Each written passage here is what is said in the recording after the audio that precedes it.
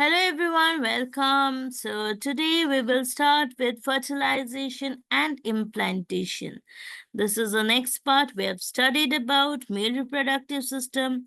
We have already discussed about female reproductive system, discussed about menstruation, and now we are coming to fertilization and implantation. Fertilization and implantation. So fertilization and implantation will take place after ovulation has taken place.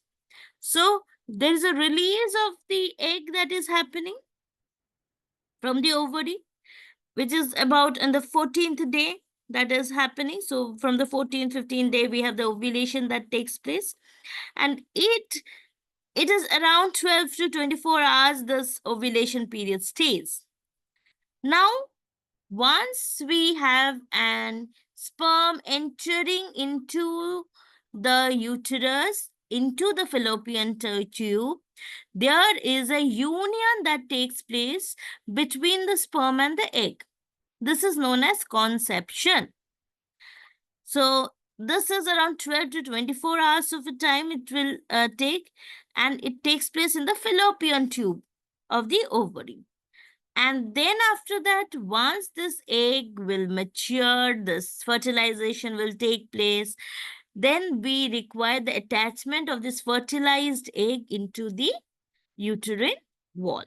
So about after 6 to 11 days, we have, after the fertilization, the implantation takes place. The process of fusion of sperm with the ovum is called fertilization. So during coitus, what happens? Coitus is copulation, the meeting of the male and the female. Semen is released into the vagina. So male semen will get released into the vagina. Now the sperm being motile, this will swim rapidly to reach the junction of isthmus and ampulla of the fallopian tube. We'll move to the fallopian tube.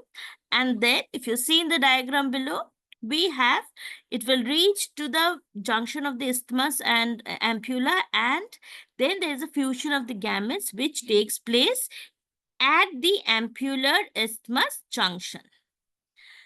So in this case, what happens? Acrosome. We talked about the sperm, and sperm's head had a crown, which is acrosome.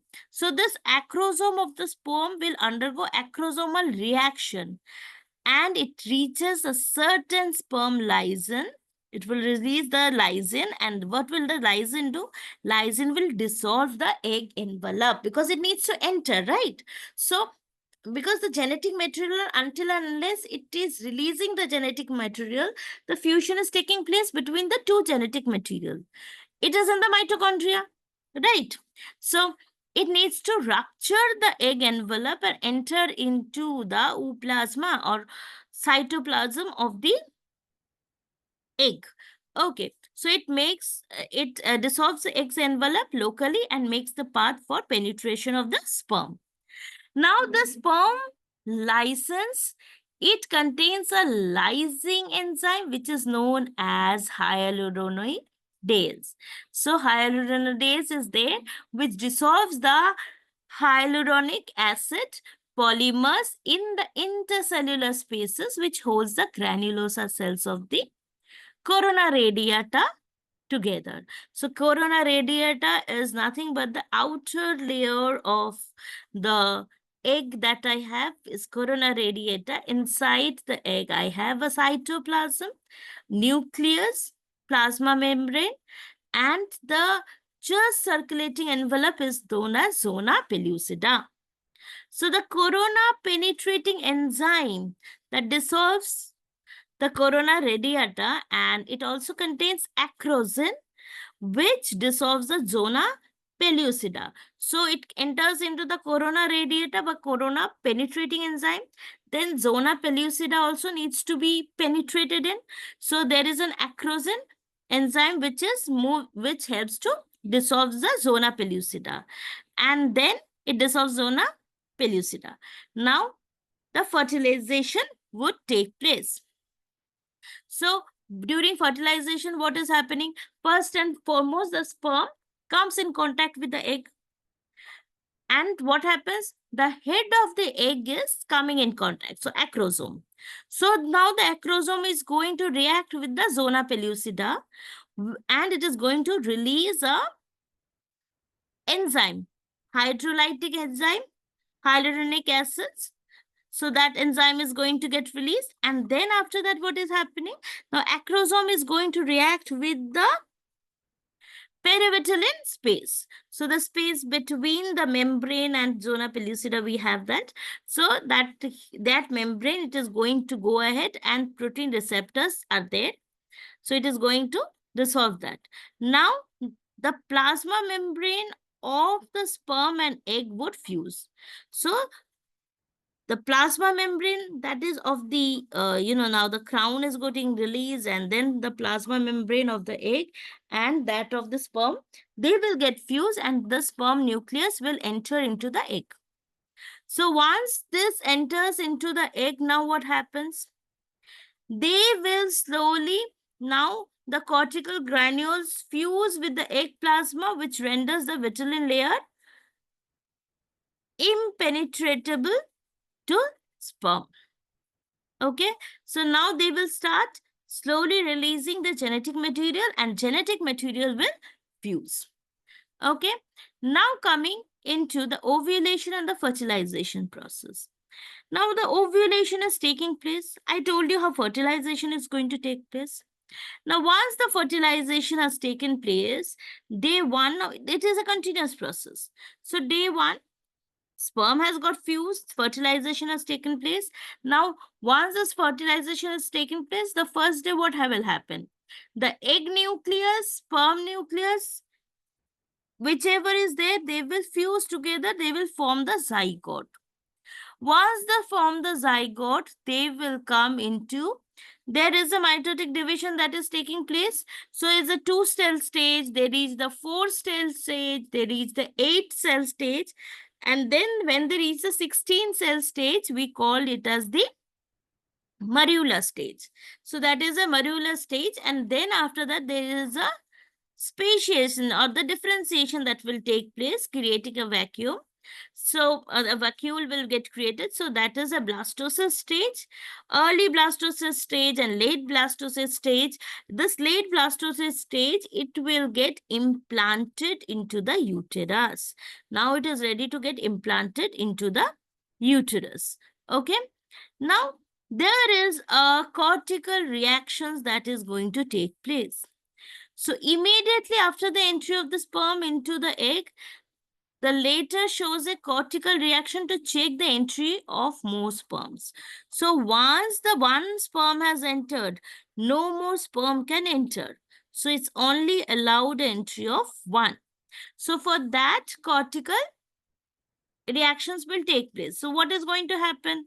In this reaction, what will happen? The cortical granules which is present beneath the egg's plasma membrane, they start releasing substances, chemical substances between the ooplasma and the plasma membrane, which is a vitelline membrane. Now, these substances, they raise the vitelline membrane above the egg surface, and the elevated vitelline membrane is called fertilization membrane. So there is a production of fertilization membrane. Now the increased space, when the space between the vitelline membrane and the the egg membrane is going to increase, the ooplasma, between the ooplasma and the fertilized membrane, the chemical present in it is effectively check the entry of other sperm. So now it will see that no other sperm can enter. Okay, now if polyspermy occurs, that is more than one sperm enters into the secondary oocyte, the resulting cell has too much genetic material to develop normally. So there is a block of polyspermy that will happen. So polyspermy should not happen. So there is a increased space, and we call this, what is this reaction called? This is known as cortical reaction. So to talk about fertilization and implantation, if the egg is fertilized and implants in the uterus, then the corpus luteum will keep making progesterone to nourish the embryo until the placenta starts to develop. So till then, there is a production of progesterone. If the egg is not fertilized and does not implant, then what will happen? The corpus luteum will degenerate after 2 weeks, causing progesterone levels to drop and signal the start of a new cycle.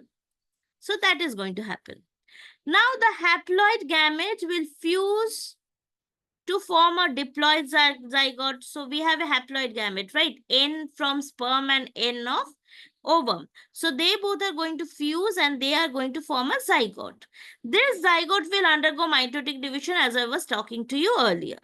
They will have a 2-cell stage, have a 4-cell stage, have a 8-cell stage. Okay. Now when it comes to when they are forming, so this 2, 8, 16, they are known as blastomas. So this it is going to form a blastocyst, right? So these cells are known as blastomas, like monomers. So blastomas is going to form. So when it comes to 16 cell, we tell that as a morula stage, and morula divides to change into blastocyst. Okay. Now the blastomas in the blastocyst are arranged into outer layer, which is trophoblast, and an inner group of cell mass. So there's a group of cells which is called as inner cell mass. Now outer layer of the blastocyst, which is a trophoblast, they attach with the endometrium of the uterus, and this is called as implantation. This implantation only leads to pregnancy. So, secondary oocyte is there. There's a secondary oocyte which is produced, and then there's a production of fertilized ovum. Sperm enters, fertilization takes place, fertilized ovum is being produced, and then there is a fusion of the both the nucleus, pronuclei. Okay, and then there's a formation of the zygote which undergoes cleavations, and then there's a formation of morula, which is a 16 cell stage, differentiated into blastocyst. And then there is a hatching, which is taking place. Okay. Then after that, there's a differentiation and implantation of the blastocyst with the fundus area, which is there. The trophoblast, they get attached. So that's it. And then after that, this leads to pregnancy. So the next video, we will be talking about pregnancy and the embryonic development. Thank you till then.